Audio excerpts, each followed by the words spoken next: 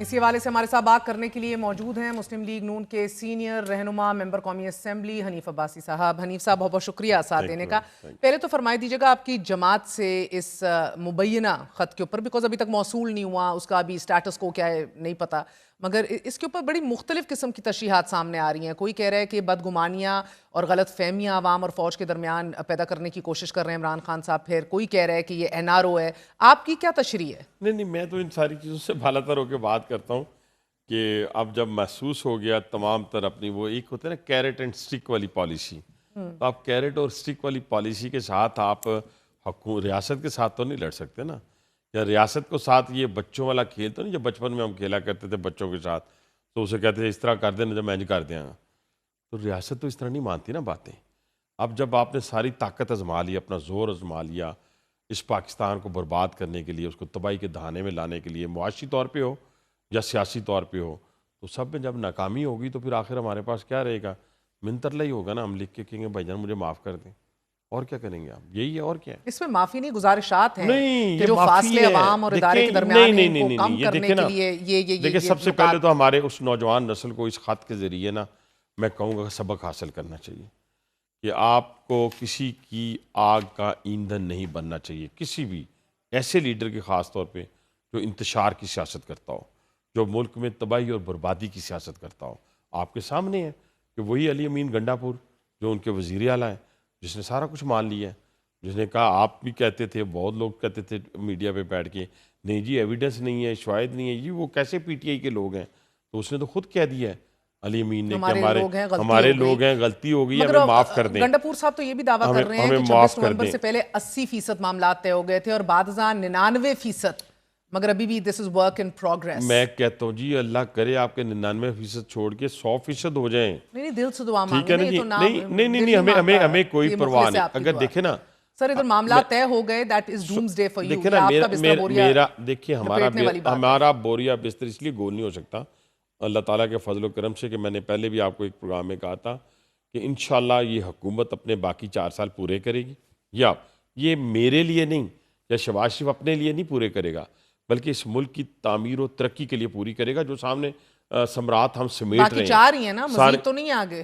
وہ تو اللہ جانتا ہے، میں زیادہ ایگزیجریٹ یا زیادہ اس طریقے سے بات نہیں کروں گا۔ آپ 17 سیٹوں کے ساتھ آپ کو حکومت دے دی گئی ہے۔ اس خط کے اندر وہ کہتے ہیں 17 نشستیں جیتنے والی پارٹی کو اقتدار دے کر اردلی حکومت کو مسلط کر دیا گیا ہے، انتخابات میں تاریخی دھاندلی، عوامی مینڈیٹ کی سرعام چوری نے عوام کو مایوس کیا ہے، ابھی دیکھیں غصہ ابھارا ہے۔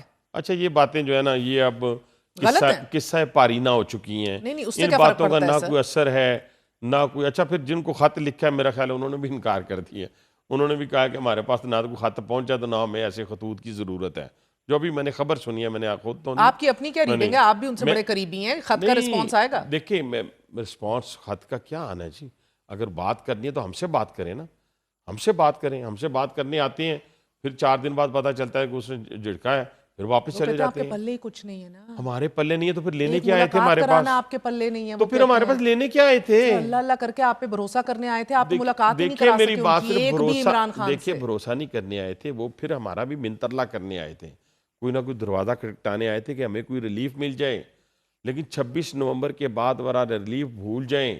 میں تو 9 مئی والا سے آپ کو پتہ ہے میری تو سوئی ادھر کی ادھر ہے، میں تو کبھی میرے تو الحمدللہ اللہ تعالیٰ کا فضل ہے کہ میں جو بات کہتا تھا آج وہ سچ ثابت ہو رہی ہے، ان کے منہ سے بھی سچ ثابت ہو رہی ہے، اور میں کہتا تھا اگر آپ نے ان کے ساتھ بات چیت کرنی ہے تو پھر BLA سے بھی کریں اور پھر خوارج سے بھی کریں، لیکن اگر نہیں تو پہلے یہ حساب پورا کر لیں تاکہ کسی کو جرت نہ ہو کہ اٹامی کی ریاست کے اوپر اس طرح جتھے کے ساتھ حملہ ہو۔ اس صف میں موجود ہے نا کہ جو سرے سے ان کو ایک پولیٹیکل جماعت ہی نہیں مانتا، وہ تو ایکسٹریم سچویشن ہے، پھر آپ کی حکومت کو بھی ان سے نیگوشیٹ نہیں کرنا چاہیے تھا، بات نہیں کرنا چاہیے تھا، یا تو کہیں آپ اس فیصلے کے بھی خلاف ہیں۔ نہیں دیکھیں شہباز شریف صاحب آج بھی کہہ رہے ہیں ان کو میز پہ لاؤ، غلط کہہ رہے ہیں۔ دیکھیں میں پھر وہی کہہ رہا ہوں، میں نے آپ ہی کہا میں کہ پرائم منسٹر کی جو کمیٹی ہے اس کو میں مانتا ہوں، پرائم منسٹر کی ڈیسیجن کو میں مانتا ہوں، لیکن میں اپنی رائے بھی رکھتا ہوں، ٹھیک ہے نا، اور ان کو انگیج کرنے کے بعد کیا فیصلہ نکلا، کیا ہوا؟ کچھ نکلا رزلٹ، ہماری طرف سے نہیں، ان کی طرف سے نہیں نکلا۔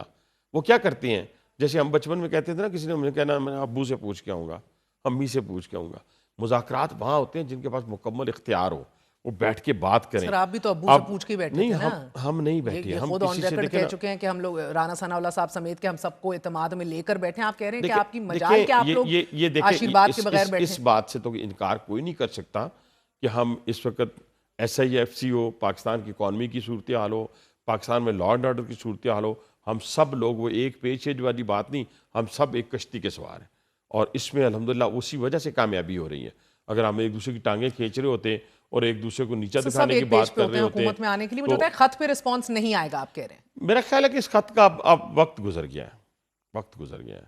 ایک ہی طریقہ ہے کہ بانی پی ٹی آئی اچھے طریقے سے واضح الفاظ میں اپنی قوم سے بھی معافی مانگے, اس ملک سے بھی معافی مانگے, تو شاید کوئی نجات کا ذریعہ بنے. وہ تو اپنی غلطی سمجھتے ہی نہیں ہے نا سر. جس طرح وہ تو غلطی سمجھتے ہی نہیں ہے جس طرح. اچھا پھر ایک دن ایسا بھی آئے گا, آج سن لیں پھر میں آپ کو کہنے لگوں, اور اللہ تعالیٰ نے اس منہ سے نکلی ہوئی کسی بات کو آج تک رد نہیں کیا.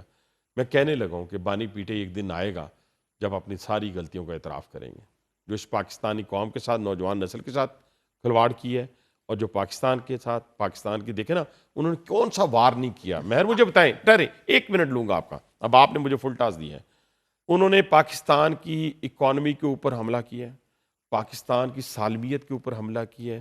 آپ دیکھیں کہ جتنے باہر بیٹھے سر معذرت کے ساتھ آپ لوگوں پہ بھی یہ سوال اٹھتا ہے, آپ نہیں, تو پاکستان کی اکائیوں اور پلرز کے اوپر حملہ کر رہے ہیں. نہیں, ہمارا تو 76 سر سالہ پیکا لا ریکارڈ کے ہے. میڈیا کو گنگ کر دیا, بالکل see no evil, hear no evil, report no evil, otherwise go to jail. اسی طرح 26ویں ترمیم سے آپ نے جوڈیشل کیپچر کر لیا. اسی طرح آپ نے ECP کے اندر قانون لا کے سر سلطان راجہ کو تاحیات ہم پہ مسلط کر دیا. ساری باتوں کا جواب, ساری باتوں کا فیکٹ اینڈ فگر کے ساتھ. مگر do you know why they say that سر؟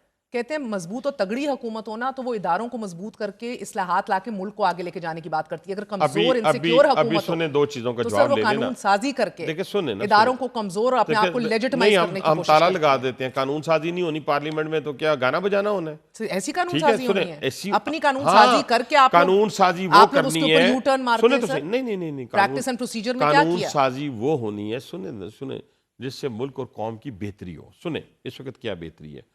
ہم نے 26ویں آئینی ترمیم کی, اس کے نتیجے میں یہ ججز والا ایشو آیا, اس کے نتیجے میں چیف جسٹس آف پاکستان نے کیا کہہ دیا, یہ جو ٹرانسفر پوسٹنگز ہوئی ہیں انہوں نے کہا یہ آئینی ہے, یہ آئینی ہے, اور اسی آئین کے تحت میں چیف جسٹس ہوں, یہ پارلیمنٹ کا اختیار ہے, یہ ہوگی بات ختم. آ جائیں پیکا کے اوپر.